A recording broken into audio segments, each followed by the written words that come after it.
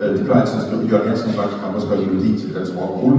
De kender til det her Grand Prix-genre, og jeg fortalte dem i år, det er 14 år i træk, de skriver de her juleduetter. Og jeg sagde til dem, i år skal I altså, vi har altså ikke vinder, så I må skrive en Grand Prix-basker, og så skal være så god, at I kan vinde Grand Prix 2045. Så nu får I lov til at være Grand Prix jury, og nu skal I få lov til at høre vindersangen fra 2045. Her kommer fra Danmark, Emily og Stig. Hey, hey, december!